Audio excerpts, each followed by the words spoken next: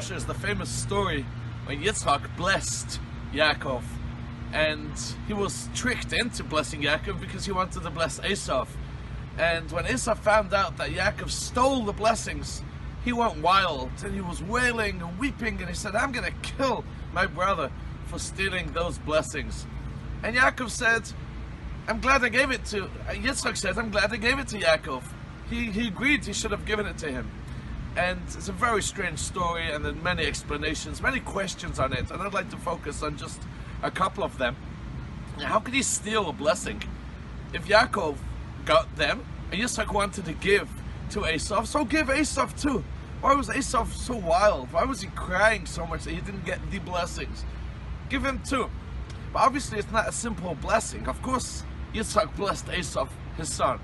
It wasn't just a blessing, it was the blessing. It was the legacy. When Hashem promised Avraham, you will be a light amongst the nations.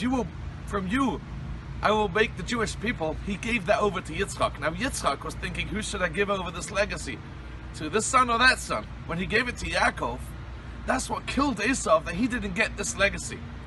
The question is, if it bothers him, obviously he understood the importance, but he wasn't so interested in this whole Jew thingy.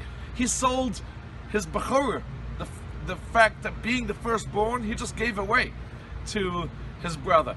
Now when Yitzchak found out, at the time when he gave the blessings to Yaakov, he then found out that Esav sold willingly the Bechorah.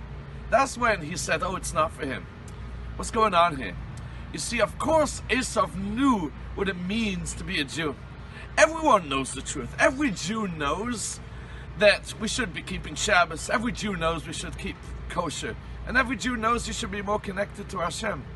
But each one on their own level, we don't want to give up our comfortability. We don't want to sacrifice our comfortability for those things which Hashem wants from us. But if Hashem would miraculously create us anew with all the beauty and living as a Jew, of course we'd all take it.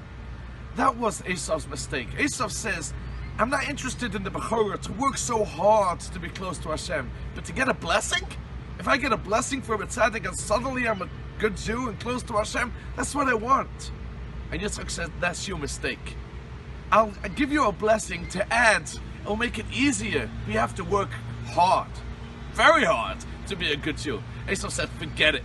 I'll take a blessing to be a Jew, but I don't want to work for it. And that's our message. That's a lesson for all of us. Hashem doesn't need us to be there. Hashem wants you to work hard to come closer to Hashem. And just to get a blessing to be there isn't enough. That's what Esav wanted. And that's why he sold his Bechorah. It was too hard work. Yaakov said, I'm going to work anyway to be a Jew. Why not get a blessing to make it easier? Thank you. This week's Shabbos, we're traveling Hasidim. We're traveling to Atlanta, Georgia for a wonderful Shabbaton. Very much looking forward. Have a great Shabbos.